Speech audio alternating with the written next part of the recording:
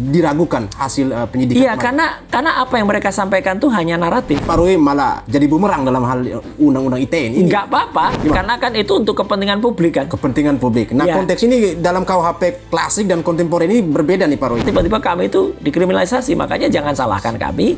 Kenapa Puslapor itu tampak seperti terbebani untuk memberikan penjelasan? Akan ada potensi dibuka kembali kasus ini jika ada novum baru gitu. Harus, karena terlalu banyak, Mas. Atau konklusi bahwa itu merupakan hand press atau letter press kan cuma dengan meraba. Pihak-pihak yang tidak sepakat mengatakan bahwa kenapa Bung Rismon menganalisis data analog di digitalisasi. Bagaimana Bung Rismon bisa menapis ini? Di situ Dirtipidum tidak menjelaskan komponen by komponen dari lembar pengesahan skripsi itu. Justru harusnya kajian ilmiah kami dengan Bu Tifa maupun Pak Roy harus dibalas juga dengan kajian ilmiah, bukan laporan ke polisi. Pemirsa, kasus ijazah Pak Jokowi masih menyisakan tanda tanya. Walaupun Barreskrim Polri sudah menstopkan proses penyidikan, tetapi remah-remah atau hal-hal yang masih diragukan terus bergulir, merasa ada hal yang janggal dari penstopan yang dilakukan oleh Barreskrim Polri dan juga data-data pendukung yang sampai saat ini belum cukup untuk melengkapi bahwa ijazah Pak Jokowi dinyatakan asli. Saat ini saya sudah bersama pejuang kebenaran ijazah Pak Jokowi. Selamat sore, ya, Pak Roy Suryo. Selamat sore. Selamat sore, Pak Rismon. Ya. Terima kasih waktunya. Ini saya menyita waktu Pak Roy Suryo yang sebentar lagi mungkin akan berangkat ke tempat lain ya. Baik. Dan saya juga berterima kasih kepada Sentana TV yang sudah menyediakan tempat ya. Nah, Pak Roy, ini saya strike aja mengenai kasus ijazah ini. Pak Roy merasa dikriminalisasi dan juga melihat bahwa adanya undang-undang ITE yang mungkin dijeratkan ke Pak Roy dan teman-teman. Iya begini, sebenarnya tidak berlebihan kalau kami merasa dikriminalisasi. Saya, Dr. Resmo, Dr. Tifa, Pak Rizal Fadila, kemudian ada Bu Kurnia. Karena apa? Kami itu tujuan sebenarnya adalah menjawab keingintahuan masyarakat. Ya gitu. Jadi itu hak publik, hak masyarakat untuk tahu, right to know. Ya, bahwa ada sesuatu yang pantas untuk dipertanyakan. Karena indikasi-indikasinya sudah beredar semenjak beberapa tahun ini gitu ya. Mulai dari statement dia sendiri yang mengatakan IP-nya kurang dari 2, kemudian juga statement-statement yang tidak kemudian menemukan kebenaran hakiki ya. Misalnya apa? Misalnya ketika waktu tahun 2017 menghadirkan Pak Kasmujo dan ternyata itu seolah-olah itu benar-benar sebagai dosen pembimbing skripsi dengan kalimat yang bolak-balik dan ternyata sekarang Pak Kasmujo juga mengaku kalau dia bukan dosen pembimbing skripsinya, bahkan juga dia sebenarnya secara tidak langsung mengatakan dia bukan dosen pembimbing akademik karena mengaku kalau dia hanya asdos gitu ya. Dan berbagai temuan-temuan yang lain muncul ya, termasuk ada nama tanda tangan dosen pembimbing skripsi yang ternyata namanya tidak ditulis dengan benar ya, Profesor Dr. Insinyur Ahmad Sumitro. Harusnya Sumitro tapi Sumitro, bahkan itu diprotes oleh atau diberikan keterangan oleh putrinya sendiri ya, Aida Granberry.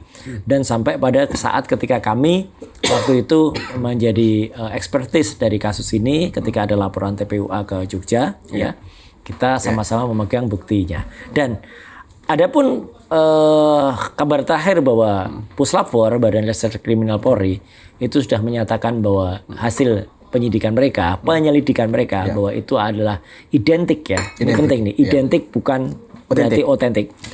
Itu kita menyatakan bahwa terus terang kami sedih ya lihat hasil dari Barreskrim hanya seperti itu. Ini sama-sama sedih nih, Pak Jokowi juga sedih.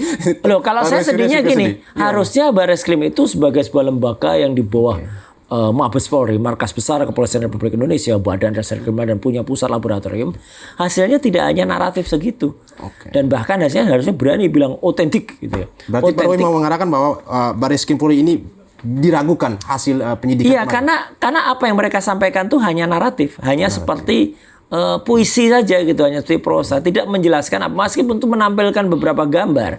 Tetapi gambar yang benar-benar ditunggu oleh masyarakat itu adalah ijazahnya. Ijazahnya yang aslinya atau yang aslinya? Yang aslinya. Dan lucunya kan ketika press conference kemarin ditampilkan hanya fotokopinya, itu pun ya fotokopi terlipat gitu loh. Jadi artinya bekas lipatan. Buruk sekali kualitasnya gitu loh. Kalau itu yang kemudian ditampilkan kan aneh. Harusnya yang ditampilkan adalah kalaupun mereka misalnya tidak berani menampilkan ijazah aslinya, yang mereka tampilkan ijazah asli yang konon sudah di lab krim atau di lab 4, kemudian sudah di-scan dengan resolusi yang sangat tinggi, kemudian tampilkan secara detail di background layar belakang. Sehingga dengan demikian, itu masyarakat bisa melihat, oh seperti ini gitu. Dan bisa dianalisis. Hasil dari yang disampaikan itu harus bisa dianalisis. Nah, intinya adalah analisis. Jadi kalau tadi dihubungkan dengan kriminalisasi, ya, kami ini adalah orang yang tidak punya kepentingan politik sama sekali. Kami ini menjawab hak masyarakat untuk bertanya. Boleh sebentar saya potong Pak Roy. Ini menyangkut kriminalisasi pasti berkaitan dengan Undang ITE. Nah, di dalam kan ada soal kepentingan umum juga. Betul. Dan juga Pak Roy jadi mengatakan soal bukan untuk hal-hal yang menyatakan bahwa untuk kepentingan pribadi juga gitu. Iya. Jadi gini, artinya gini, kita sebenarnya berhadapan dengan banyak undang-undang di sini. Ya, yang pertama Undang-Undang Keterbukaan Informasi Publik Nomor 14 Tahun 2008. Pak Roy juga salah satu inisiator. Ya, inisiator tidak, tapi saya termasuk yang ikut merancang. Turut merancang. Ya, inisiator kan pemerintah dan DPR waktu itu. Tapi orang menyatakan bahwa Pak Roy malah jadi bumerang dalam hal Undang-Undang ITE ini. Enggak apa-apa, gitu loh. Artinya ITE dan Keterbukaan Informasi Publik justru saya ikut ibaratnya ikut meluruskan kalau terjadi hal-hal penyelewengan dari itu. Yang jelas penyelewengannya gini, kalau Undang-Undang Keterbukaan Informasi Publik inilah hak publik. Yang penting dalam Undang-Undang Informasi Keterbukaan Publik adalah Nomor 14 Tahun 2008. Ijazah itu tidak termasuk yang dikecualikan. Itu clear betul pasal 17 ya gitu. Pasal 17 itu ada hal yang dikecualikan. Ini enggak termasuk. Kalau yang dikecualikan itu misalnya apa? KTP iya, karena KTP itu ada NIK. NIK itu bisa digunakan untuk misalnya pencurian data. Ya, gitu. Ya, pinjol. Atau misalnya ada nilai. Oke lah, nilai-nilai itu mungkin ada orang yang keberatan. Tapi kalau skripsi, kemudian ijazah itu tidak ada. Hanya memang ada beberapa orang yang mungkin dengan alasan dia pribadi tidak kemudian mau menunjukkan, meskipun itu hak mereka, tetapi hak publik juga untuk kemudian bertanya kepada orang itu, apalagi dia adalah pejabat publik. Atau setidaknya dia pernah memimpin republik ini seperti Jokowi. Ya, itu berhak ditanyakan oleh masyarakat. Nah, yang kedua adalah soal Undang-Undang ITE. Kebetulan Undang-Undang ITE itu saya juga sama seperti Undang-Undang Keterbukaan Informasi Publik, ikut serta merancang meskipun bukan inisiator, ya, tapi juga kita ikut merumuskan naskah akademiknya. Gitu. Dan ketika kami rumuskan, jelas betul undang-undang itu tidak untuk mempidanakan. Undang-undang ITE itu untuk melakukan pembaruan terhadap hukum yang ada pada informasi dan transaksi elektronik di Indonesia. Kalau tidak kita memiliki itu, Indonesia akan dikucilkan dari pasar e-commerce internasional. Itu tujuannya sebenarnya. Jadi bukan untuk kita kemudian mempidanakan orang seperti pada kasus Prita Mulyansari. Dan sekarang yang terjadi adalah saya, Dr. Resmo, Dr. Tifa dan kawan-kawan itu sebenarnya sudah kemudian ketika dalam undangan klarifikasi itu dituliskan pasal 32 dan 35 Undang-Undang ITE. Yang itu tujuannya sebenarnya adalah untuk ketika ada orang melakukan transmisi membuat dapat diaksesnya sebuah informasi elektronik, dan itu ada dua macam. Informasi elektronik yang tadinya benar kemudian dibuat menjadi tidak benar, atau informasi elektronik yang tadinya tidak benar seolah-olah dibuat benar. Itu hukumannya 8 dan 12 tahun. Kenapa bisa dikatakan kriminalisasi? Karena sudah dituliskan dalam surat undangan. Kalau itu kemudian nanti disusupkan atau bahkan diselewengkan ya gitu kepada aturan-aturan yang lain yang coba dituduhkan ke kami, ya, yaitu pencemaran baik soal 310, 311, 27A, bahkan mungkin ada yang orang bilang kita menghasut pasal 160 KWP. Ini yang dua pasal dengan Undang-Undang ITE ini sama sekali tidak cocok. Kan pasal 310 ini kan menjadi acuan delik hukumnya Pak Jokowi. Ya, kalau 310, 311 oke lah. Terhina atau difitnah. Meskipun itu harus dibuktikan juga. 310A ya, 310C yang bisa menjadi bantahan juga ya dari. Betul, karena kan itu untuk kepentingan publik kan. Kepentingan publik. Nah, konteks ini dalam KUHP klasik dan kontemporer ini berbeda nih Pak Roy. Betul. Jadi artinya gini, kalau kita tuh tujuannya adalah tidak untuk kepentingan publik ya. Kemudian kita tujuannya pesanan dari sesuatu. Misalnya ini kita tuh pesanan dari suatu organisasi kelompok, atau kita misalnya tidak berdasarkan ilmu, ya gitu. Jadi kita asal aja analisisnya. Kami ini kan berangkat dari kampus, berangkat dari lingkungan peneliti, yang mana hasil itu pun scientific, ilmiah. Scientific Ya, SCI ya? Iya betul. Scientific Crime Investigation. Ya, Oke, meskipun baik. mungkin belum crime ini ya gitu. Belum crime ya. Crime. Waktu itu kita meneliti adalah sebuah Masih objek scientific investigation. dokumenter. Oke. Nah, ketika kemudian kami malah dilawan tidak dengan sama-sama ilmiah, tapi langsung dilawan dengan hukum. Ini sebenarnya ada dua domain yang berbeda. Ya, Oke. kami bicara di domain research, ilmu pengetahuan, yang satunya bicara di domain hukum. Ini harusnya tidak bisa ketemu. Dua-duanya harus uji pada lahan yang berbeda pula. Kalau kami misal di challenge di universitas, di challenge di kampus dengan menghadirkan pakar lain, nah itu baru setara. Berarti di dalamnya ada perdata dan pidana gitu. Nah, iya, jadi bukan nggak sinkron ya berarti. Memang nggak sinkron, Oke. memang nggak sinkron. Kalau tiba-tiba kami itu dikriminalisasi, makanya jangan salahkan kami. Kalau kemarin ada yang bilang gitu kok lapor ke Komnas HAM, loh iya. Karena apa? Hak asasi manusia itulah yang sebenarnya kita bela. Kemudian kita diminta untuk tidak, ibaratnya kan sama aja dengan kita minta tidak bicara untuk itu. Oke. Gitu ya. Tapi ya ini kan sebenarnya hak publik. Hak publik dan hak kita untuk bertanya kepada publik ya, untuk bertanya kepada orang tokoh yang bersangkutan. Karena orang yang bersangkutan itu sudah pernah memimpin Republik ini sebagai pejabat publik. Sebenarnya simple banget gitu loh. Hal itu tidak ada yang dicemarkan nama baiknya. Karena yang kami sampaikan adalah informasi sesuai dengan software, sesuai dengan program apa adanya. Tidak kami tambahi, tidak kami kurangi. Kalau nanti Dr. Rismond merangkan tentang result dari sebuah program ya, di fake misalnya, itu angkanya sekian persen gitu ya, 60 sekian persen atau 70 sekian atau 90 sekian persen, ya itu angka detail, angka yang asli keluar dari software. Saya misalnya, hasil saya itu biasanya lebih simple, berupa misalnya kata-kata match or mismatch ya, Match or gitu ya, mismatch, oke. fake or not fake. Itu adalah bahasa atau terminologi ilmu pengetahuan dan bahasa software. Jadi jauh banget lah dari unsur kalau misalnya kita punya niatan untuk melakukan pencemaran baik dan kemudian dibalas dengan kita dilakukan kriminalisasi. Oke. Nah, satu lagi nih Pak Roy sebelum berangkat ya. Ya, mohon maaf. Mengenai hasil dari Puslapor, artinya Pak Roy sebagai pakar telematika juga yang turut menganalisis data tersebut, Ya. kemudian melihat bahwa institusi kita khususnya dalam Puslapor, institusi Polri, khusus dalam Puslapor ini kan memiliki di mata dunia ini Ya. punya predikat yang bagus gitu. Ya. Artinya bagaimana Pak Roy bisa melihat kredibilitas dari Puslapor di Baris Krim Polri ini? Oke, Gitu. meskipun mungkin nanti ada catatan khusus ya yang Boleh, saya tahu, nggak mungkin bukan saya menyampaikan ya, sahabat saya Dr. Rismond yang ketika menyampaikan soal Puslapor. Tapi memang seharusnya, ya saya bilang seharusnya Puslapor itu menjadi kebanggaan Indonesia karena dia bisa melakukan penelitian dengan benar-benar detail, benar-benar serius ya. Tapi dari hasil kemarin. Kami terus terang sedih gitu, sedih dan kasihan juga gitu. Kenapa Puslapor itu tampak seperti terbebani untuk memberikan penjelasan? Tampak betul dalam diskusi dan penjelasannya ya. Dalam penjelasannya apa yang diterangkan itu adalah apa yang memang kayaknya itu dipersiapkan untuk ditampilkan. Bukan realita yang sebenarnya. Misalnya ketika ada pengujian terhadap ijazah. Ijazah konon dikomparasikan dengan tiga teman, sampel yang lain. 3 sampel. Kita tidak dikasih tahu tiganya itu apa dan siapa. Jadi ibarat yang paling sepele saja sekarang. Kalau ada barang asli, kemudian ada barang palsu, ya gitu. Berarti Pak Roy ini melihat soal transparansi dari pihak Baris Krim Polri Iya, kurang tidak banget. melibatkan masyarakat. Iya, jangankan melibatkan masyarakat, melibatkan pelapornya saya, pendumasnya saja tidak kemarin. Karena ini kan laporan itu dari Dumas. Betul, padahal kan itu penting banget. Buat apa mereka menggelar konferensi pers sepihak? Kalau tidak kemudian diberikan kepada pendumasnya, kan aneh. Baru kali ini saya melihat, ya ada sebuah konferensi pers dilakukan tanpa diminta oleh yang bersangkutan. Dan apa-apa yang dilakukan, statement-statement itu benar-benar statement hanya naratif ya. Contohnya apa? Mereka melakukan katakan rabaan terhadap kertas yang ada, ya. Kemudian ada cekung terasa.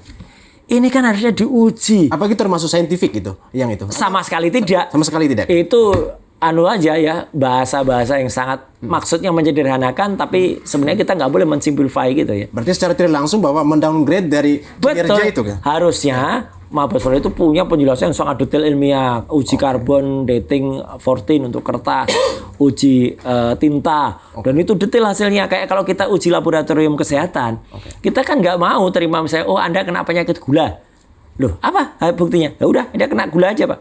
Harusnya kita tahu standar gula itu misalnya normal tuh 160 ya gitu.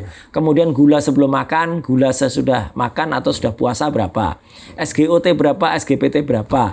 Ya batas gula normal tuh sekarang itu misalnya 160. Kurang dari itu misalnya kurang gulanya atau bahkan diabetes. Nah kayak gitu kan simpel aja sebenarnya permintaan masyarakat. Tapi yang paling simpel lagi sebenarnya dari dulu kita sampaikan sederhana, Mas. Kalau saya yang bersangkutan tuh menunjukkan ijazahnya, tunjukkan, cek dari awal. Udah tuh dari dulu selesai. Nah, perkara kemudian sekarang kejujurannya. Ya kalau yang ditunjukkan itu ternyata ada kecurigaan dari masyarakat, ya jangan salahkan masyarakat. Gitu loh. Jadi mungkin kan masyarakat sekarang jadi malah bertanya. Sampai sekelas Bareskrim saja membuat konferensi pers sampai panjang banget dengan presentasi barang-barang. Tapi ijazahnya sendiri tidak ditunjukkan. Ini nilainya 0,0 gitu loh. Jadi kayak nggak ada nilainya. Memang betul dalam slide di belakang itu sempat ada yang kita duga itu ijazah. Tapi kan itu tidak dalam proporsi yang dalam proporsional gitu loh. Tidak proper. Miring, ada orang di situ. Kemudian tiap bisa analisis dan bahkan yang ditunjukkan itu adalah ijazah fotokopi. Tidak detail ya, tidak detail. Sangat tidak detail dan itu pun terlibat. Jadi terakhir yang ingin saya sampaikan gini ya. Jadi artinya inilah namanya Mabes Polri itu mempermalukan dirinya sendiri dan membuat anggapan masyarakat atau saya dengan bahasa lain jangan salahkan masyarakat. Kalau masyarakat malah semakin tidak percaya dengan adanya ijazah ini dan bahkan malah menaruh curiga.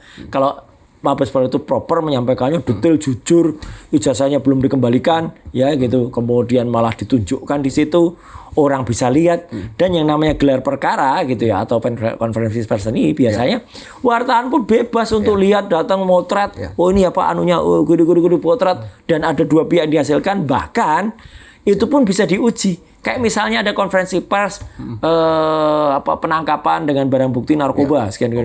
Semua digelar. Dan kemudian ada wartawan bisa lihat, bahkan mungkin bisa, oh ini jangan-jangan kok kayak bukan narkoba tapi tawas gitu. Nah misalnya kayak gitu kan bisa kelihatan gitu loh. Tapi ini tidak sama sekali. Ya jadi sekali lagi jangan salahkan lagi. Kalau ada TPUA atau ada pihak-pihak lain yang mungkin masih tidak terpuaskan dengan ini dan akan meneruskan ini pada tahapan selanjutnya. Berarti Bang Roy melihat apa yang dilakukan oleh Puslapor dari Mabes Polri ini kita katakan banyak menimbulkan keraguan ya. Banyak menimbulkan keraguan bisa justru sangat prematur. Sangat prematur ya. Sehingga banyak sekali pakar hukum pidana yang mengatakan bahwa ini sangat prematur dan malah tidak sesuai SOP karena harusnya dia dilakukan proses melayani pendumas dulu, kemudian timbul laporan kepolisian LP-nya dari laporan itu terbit nanti penyelidikan dulu, baru kemudian penyidikan untuk menghasilkan namanya SP3. Ini kan kemarin kita dengar ini di SP3 kan atau di stop. Loh yang bisa di SP3 itu kalau sudah penyidikan. Kalau belum itu ada SP2 lidik, ada kemudian dihentikan di awal atau apa. Jadi ada prosedural yang dilanggar oleh dari sangat dilanggar, makanya ya kalau nanti ada tindak lanjut dari ini itu jangan salahkan. Tapi mungkin akan ada potensi dibuka kembali kasus ini jika ada novum baru gitu. Harus, karena terlalu banyak Mas. Terlalu banyak novum yang masih ada terbentang di luar dan itu kayak diabaikan gitu loh.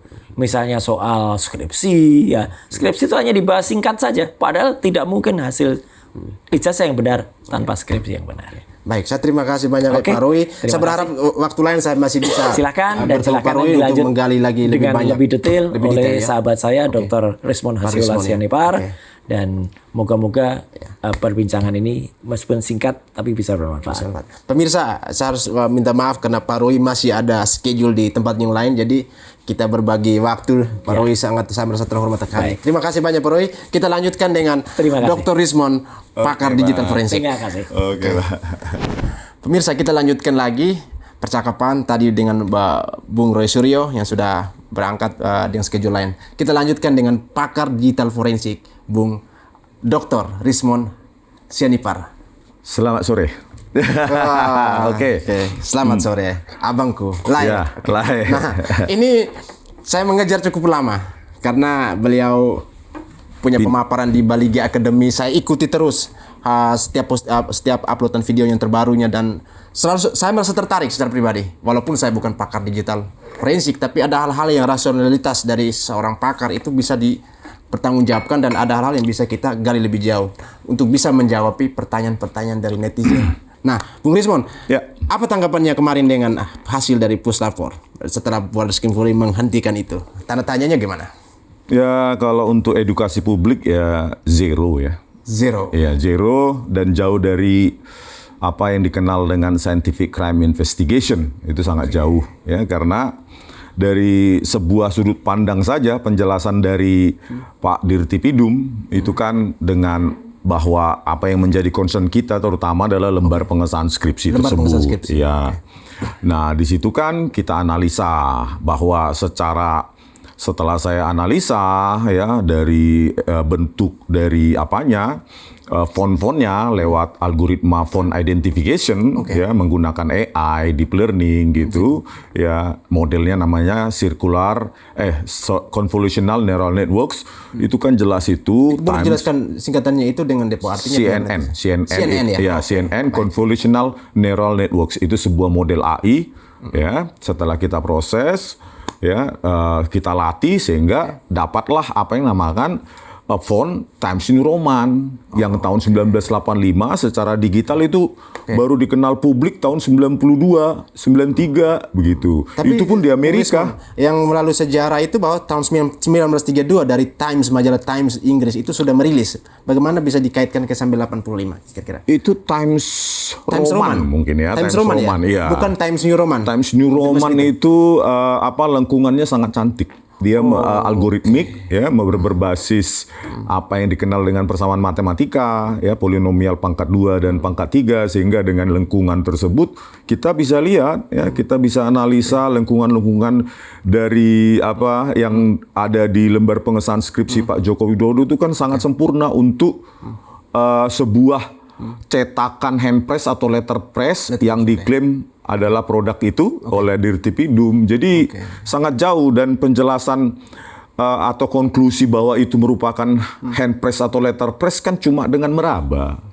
Meraba, merasakan ada cekungan. Itu kan tidak saintifik karena rabaan terus perasaan ya itu dengan indera perasa. Berarti sebatas asumsi itu, bukan sebagai keputusan final itu. Asumsi yang subjektif. Asumsi yang subjektif. Karena kalau sains maka dia harus repeatable.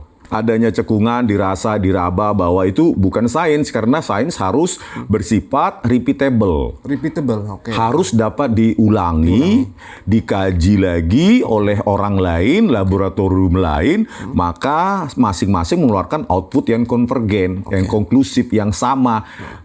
Harus memiliki indikator, variabel indikator atau variabel keluaran. Ini kan kemarin enggak. Apa indikator keluaran dari merasakan dengan meraba ada cekungan?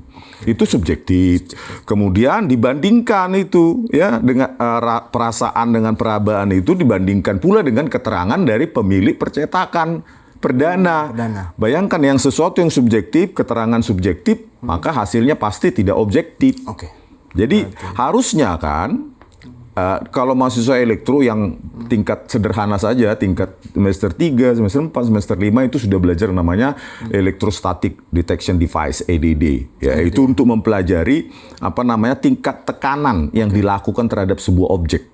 Ya, dalam Newton itu satuannya. Nah, di situ harus ada variabel keluarannya apa, tekanannya apa, satuannya. Newton per Bung Rismond sudah menganalisis sampai ke sedalam itu. Nah, karena kita tidak memiliki objek, tidak bisa menyita objek, ya tentu tidak bisa kita lakukan. Objek terpisah gitu. Iya, apa yang saya lakukan adalah pattern recognition. Pattern recognition, ya pengenalan pola. Karena kita nggak bisa menyita. Pengenalan pola dari skripsi yang sudah didigitalisasi gitu. Iya. Jadi kita foto, Pak Roy juga foto, baru kita kenali pola, pattern recognition. Itu salah satu teknik dalam digital forensik.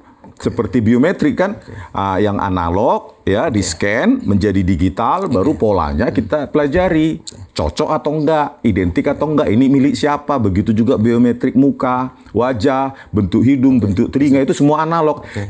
Digitalisasi baru diproses secara digital, sama seperti ini, difoto secara digital ya, karena analog nggak bisa kita bawa, kita sita ya, maka apa yang kita lakukan adalah pattern recognition, Nah, ini pengenalan pola.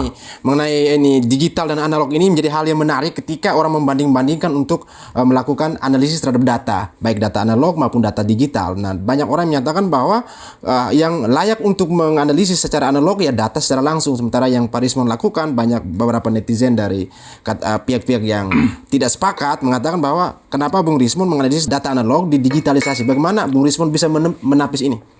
Iya, di dalam sebuah subjek atau jurusan atau subjurusan dari digital forensik kan ada fake document analysis. Fake Document analysis, Oke. analisis kepalsuan dokumen, ya kan? Itu kan ada. Memang proses biometrik adalah salah satu proses di dalamnya. Oke. Proses biometrik yaitu ada konversi dari analog menjadi digital. Oke. Baru setelah dapatkan proses digital, maka dilakukan analisis pengenalan pola. Pola apakah? Ya kalau dalam hal ini pola font. Oke. Kan gitu. Ekornya, ketipisannya, lengkungannya kan sudah kita analisis, terutama di lembar pengesahan skripsi Pak Joko Widodo itu kan ada titik-titik yang sangat rapat, telah dipertahankan di depan penguji pada tanggal titik-titik kosong, ya kan, meskipun itu sangat janggal, kosong. Tanggal dipertahankan dewan penguji. Nah, titik-titik itu dianalisis seperti apa hasilnya? Nah, itu sangat DPI-nya sangat tinggi. DPI itu dots per inci. Dots per incinya. Iya, untuk membuat kerapatan titik-titik itu ya masih menyisakan ruang antar titik. Itu Harus hanya simetris, harus simetris. Ya, bukan hanya simetris, tetapi itu hanya bisa dihasilkan oleh sebuah alat cetak digital, proses software maupun hardware dengan teknologi tingkat tinggi. Kalau pakai hand press atau letter press, titik-titik yang sangat rapat itu karena tintanya cair, maka dia menjadi Bisa melebur gitu. garis, ya, bisa karena jadi sangat garis. berdekatan titik-titik itu, begitu loh. Jadi di situ Dirtipidum tidak menjelaskan komponen by komponen dari lembar pengesahan skripsi itu. Ya apa yang dilakukan ya cuma tadi itu merasakan, meraba, ada cekungan, maka menandakan bahwa ini produk dari hand press atau letter press. Ya kan kalau produk dari inkjet juga menyisakan ada glossing digital, secara digital bisa dibuat seperti ada cekungan. Jadi proses perabaan dan perasaan dengan indera perasa itu bukan scientific, apalagi dibandingkan juga dikonfirmasi malah justru dengan keterangan. Harusnya pihak percetakan harusnya diuji. Bagaimana Anda bisa menciptakan lembar pengesahan ini secanggih ini dengan alat Anda tahun 85? Harusnya itu baru proses yang objektif dan itu harus divideokan, dan hasil dari yang dia rekonstruksi itu menggunakan hand press atau letter press, ya ditunjukkan ke publik, ini hasilnya sama, ini videonya, proses rekonstruksi tersebut, gitu loh. Ini kan enggak jump into conclusion, lompat ke konklusi dari indera perasa, keterangan percetakan, langsung konklusi bahwa ini adalah proses atau produk dari hand press atau letter press. Ini pembodohan publik, Pak, gitu ya. Nah, baik nih Bung Rismon. Ini sangat menarik dengan kepakaran dari Bung Rismon ini yang menjelaskan sangat detail ya. Tapi ada hal yang janggal ya, ditanyakan oleh netizen, bahkan kemarin sempat viral di salah satu sosial media ya, di platform sosial media. Saya sebut saja inisial aja ya Bang ya, JS ya, yang menyatakan diri juga dan beliau juga adalah pakar gitu dan pernah berhubungan baik juga. Tetapi ada hal yang malah menegasikan apa yang dilakukan oleh Bung Rismon ini. Dan bagaimana tanggapan Bung Rismon melihat dari soal latar belakang pendidikan Bung Rismon dan juga bagaimana Bung Rismon melakukan analisis terus diklaim menegasikan bahwa apa yang dilakukan Bung Rismon ini dinyatakan sesuatu yang tidak kredibel gitu. Bagaimana tanggapan? Gitu. Ada 2 poin berarti ya. Pertama, silakan. latar belakang pendidikan, saya sudah laporkan ke pihak pengacara, tapi kita hemat energi. Nanti setelah ini baru kita laporkan pencemaran nama baik. Itu sudah saya terangkan juga di kanal saya ya. Bahkan di kanal saya sudah saya tunjukkan sertifikat saya sama jasa dokumen-dokumen dan transkrip nilai bahwa saya memiliki 7 mata kuliah, kalau nggak salah S-nya 3 atau 4 ya, super di atas A. Berarti kan IPK saya 4 gitu kan. Itu syarat dari pendidikan saya. Itu sampai di situ. Hemat energi dulu karena yang kita lawan ini adalah tahu sendiri ya kan. Baik. Yang kedua, masalah analisa. Di dalam sebuah studi ilmiah untuk mendapatkan kebenaran yang status quo itu biasa perdebatan itu saya lihat. Ya, jadi justru harusnya kajian ilmiah kami dengan Bu Tifa maupun Pak Roy harus dibalas juga dengan kajian ilmiah, bukan laporan ke polisi. Itu yang bagus justru. Makanya saya bilang kemarin ada yang ingin membiayai JS itu. Ayo kita ketemu podcast, tetapi katanya alasan security. Makanya saya kira kalau memang datang face to face gitu, tapi bukan saya harus datang ke Jogja kan, gitu. Dia memang adik angkatan saya di Teknik Elektro ada UGM. adik angkatan? Iya, adik angkatan saya di Elektro UGM. Dan dia herannya punya akses yang sangat luas terhadap data-data dokumen di UGM kan. Saya juga nggak tahu itu. Iya. Tapi apakah beliau alumni UGM juga? Atau salah satu akademisi di UGM? Sehingga aksesibilitas beliau itu jauh lebih melebihi dari teman-teman. Enggak, dia bukan dosen UGM tapi alumni UGM. Yang kita herankan dia punya akses yang luas ya. Bahkan dosen UGM sendiri tidak memilikinya. Tanda tanya besar ini. Nah, tanda tanya besar. Tetapi apapun itu, ya, kita harusnya menghargai yang namanya nuansa perdebatan ilmiah di ruang-ruang publik, gitu loh. Jadi, ya saya, Dr. Tifa maupun Pak Roy, ya harus siap untuk dibantah secara ilmiah, tetapi jangan ad hominem ya, jangan menyerang pribadi. Fokus kepada kajian ilmiah. Lakukan misalnya kalau nggak mau ke Jakarta face to face ya buat video analisa untuk membantah, nanti saya analisa lagi. Sudah ditawarkan sebelumnya ke beliau? Iya, sudah buat bantahan ilmiah, buat video, atau kita face to face di Jakarta begitu aja. Jadi semua sains itu kan harus open ya, berada di ruang terang, ruang main publik lah. Iya. Itu yang justru yang kita harapkan, justru bahwa perdebatan ilmiah dibalas juga. Nah, bantahan itu hal biasa dalam hal ilmiah, bantah-bantahan. Kau punya metode apa, saya punya metode ini, gitu. Asal jangan merendahkan pribadi, gitu sih.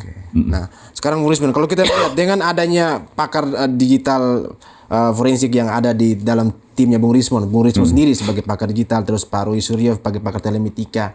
Ya, dengan berusaha untuk mendatangkan jika kredibilitas pusat lapor orang-orang yang melakukan analisis terhadap jasa Pak Jokowi di Polri itu tidak mumpuni semisal, lalu harus mendatangkan dari luar gitu. Bagaimana tanggapan Bung Rismon? Kembali lagi ke alasan kita bahwa kalau dia scientific, kalau dia science based, dia berbasis science, maka harus terbuka. Hasilnya diuji oleh orang lain atau menyerahkan sampel tersebut diuji oleh orang lain. Makanya sebelumnya juga kepada Barreskrim sudah kita usulkan bentuk tim ahli independen dari kedua belah pihak, bahkan ketiga pihak. Misalnya pihak pelapor mendatangkan ahli, pihak polisi mendatangkan ahli, Pak Jokowi mendatangkan ahli, atau pihak universitas mendatangkan ahli, baru kita uji bersama. Itu sebenarnya sesuatu yang ilmiah, bahwa kita siap untuk berdebat, bahkan diseminarkan begitu. Jadi kembali lagi, sains itu sangat terbuka. Itulah sains. Harus objektif, harus repeatable, dan harus transparan. Begitu, Bang. Baik, pemirsa, ini Bung Rismon inilah seorang pakar digital forensik ya, yang punya sejarah yang cukup beruntun ya, kronologis kemarin tentang kasus Jessica, terus kasus Vina, terus Pak di zaman Pak Ferdy Sambo itu Pak Joshua, tapi nggak terlibat ya. Tapi turut mengambil bagian ya waktu itu, membantu proses untuk digital forensik. Nah, terakhir nih Bung Rismon, saya ingin melihat apa pandangan Bung Rismon sendiri mengenai digital forensik yang ada di Indonesia ini, dalam hal perspektif melihat dari sisi akademis ataupun mungkin bagaimana melihat secara hukum gitu. Digital forensik itu bukan sebuah ilmu yang berdiri sendiri ya, bukan. Itu adalah kumpulan multidimensional. Berbagai disiplin, ada yang analog, ada yang fisika, ada kimia, ada yang digital, ada yang lain-lain gitu kan. Jadi itu multidisiplin. Jadi ketika apa yang dibutuhkan ya disiplin mana yang diperlukan. Jadi saya pikir itu lahir dari universitas. Banyak juga profesor doktor yang ada di universitas juga membidangi ini, cuma memang memilih untuk berlaku normatif ya, atau mungkin kurang berani ketika dia berlawanan secara diametral dengan kekuasaan. Tapi itulah pilihan hidup gitu. Jadi kalau menurut saya dengan adanya debat-debat seperti ini, itu harus lebih diperbanyak sebenarnya di ruang-ruang publik daripada isu-isu gosip yang nggak mencerdaskan bangsa gitu loh. Dengan perdebatan ini ya, memang kami tidak memaksudkan untuk menyerang pribadi secara personal loh Pak Jokowi. Ya memang karena beliau adalah presiden 2 periode.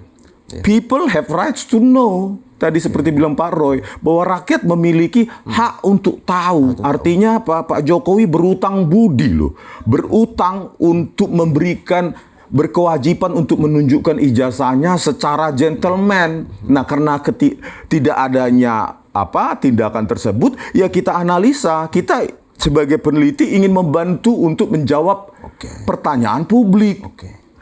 Nah, itulah tugas pengkaji dan peneliti, membantu publik untuk mendapatkan jawaban.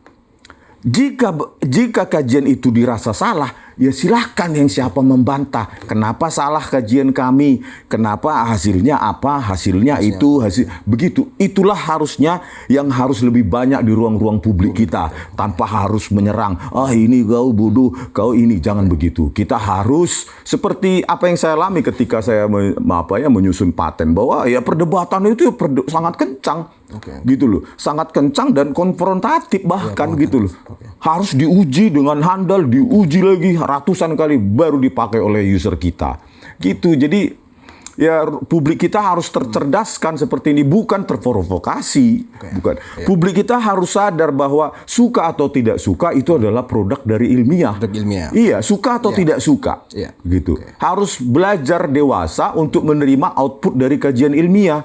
Dan mereka yang tidak puas silahkan bantah secara ilmiah juga. Iya, gitu. Berarti rasionalitas dalam bidang akademis ataupun dalam hal ilmiah dibantah juga dengan ilmiah. Oke, pemirsa, terima kasih sudah menyaksikan kami dan ikuti kami terus di episode berikutnya.